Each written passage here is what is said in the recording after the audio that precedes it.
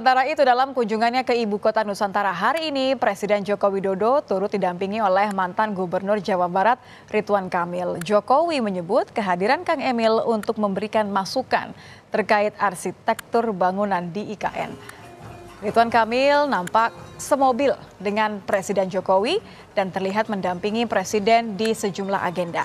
Presiden Jokowi mengaku mendapat banyak masukan dari Ridwan Kamil dalam kapasitasnya sebagai arsitek terkait pembangunan ibu kota Nusantara. Menurut Presiden, Kang Emil adalah arsitek yang menghasilkan desain-desain terbaik. Pak RK itu adalah arsitek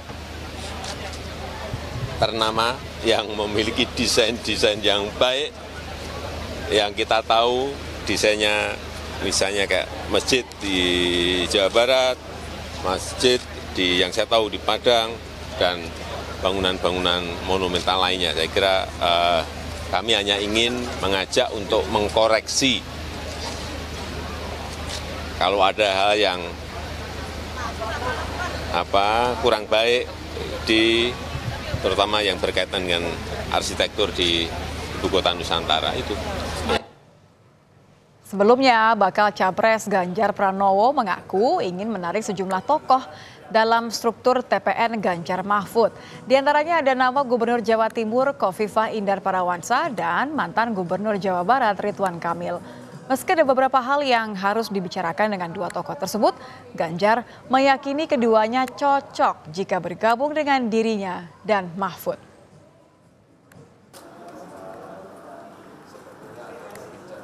Sampaikan itu. Mbak Yeni, apakah ada kemungkinan narik Mbak Khofifah juga?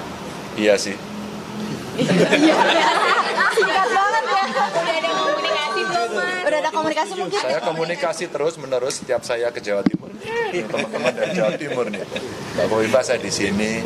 Ya mudah-mudahan sukses gitu. Karena saya sangat baik sama beliau. Kang Emil juga kepingin mau kita tarik semuanya. Tapi kan ngajak kawan-kawan ini juga harus butuh kelegaan hati, kesamaan batin gitu ya, agar kita bisa kompak. Aku yakin paling cocok ya dengan Ganjar Mahfud kawan-kawan ini. Ya, sejumlah nama kian digadang-gadang untuk mengisi struktur tim ses di 3 kubu Capres-Cawapres, termasuk nama mantan Gubernur Jawa Barat Ridwan Kamil yang diyakini bisa mengamankan suara di Jawa Barat. Kita akan bahas bersama Kunto Adi Wibowo, pengamat politik dari Universitas Padjadjaran. Selamat malam, Mas Kunto.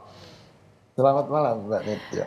Mas Kunto, kalau kita lihat ini ya, hari ini Presiden Jokowi ajak Kang Emil melihat IKN. Memang sih kapasitasnya katanya sebagai arsitek, tapi kan beberapa hari sebelumnya Mas Ganjar baru bilang kalau pingin sekali nih kayaknya cocoknya sama TPN. Ini memang kebetulan punya agenda atau bagaimana kita bisa melihat dua hal ini?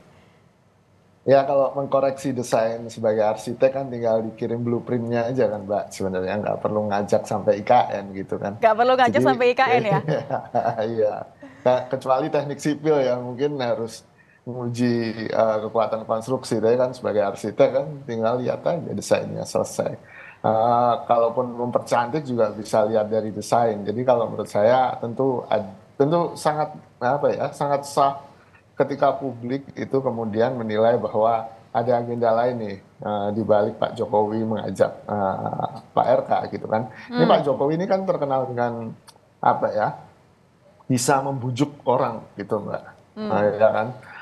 Pak Prabowo aja yang tadinya berhadapan-hadapan di Pilpres, 2 kali Pilpres itu bisa terbujuk masuk ke barisannya Pak Jokowi gitu kan. Dan Pak Jokowi kan sekarang juga dikenal sebagai bukan dikenal ya, dipercaya oleh banyak orang sebagai kingmaker gitu kan. Apalagi kemarin kan berhasil menggolkan putranya gitu, Mas Gibran sebagai cawapresnya Pak Prabowo gitu kan. Itu kan satu prestasi yang luar biasa. Jadi kalau menurut saya tentu walaupun ini dibilang nggak ada urusannya sama Pilpres gitu kan, tapi ya sangat sukar untuk dipercaya bahwa ini nggak ada hubungannya sama sekali sama Pilpres gitu, Mbak.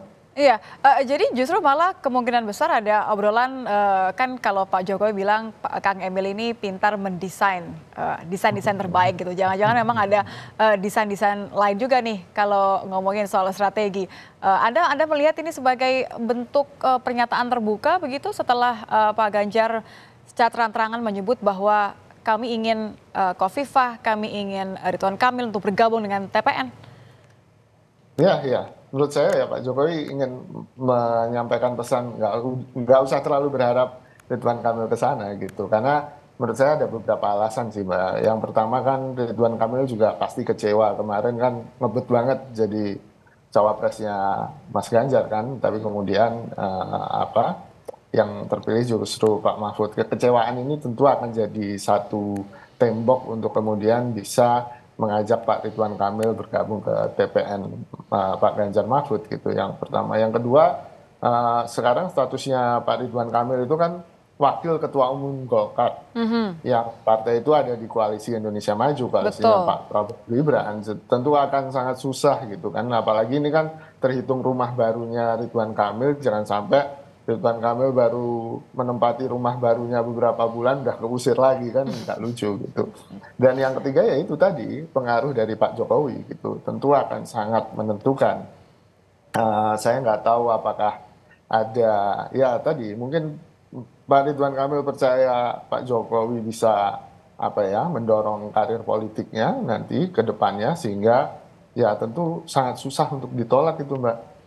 Jadi nampaknya kalau menurut Anda ini Kang Emil akan memilih yang bisa memberikan jaminan karir politik dan juga sewajarnya karena ya Golkar memang mendukung Prabowo Gibran begitu ya?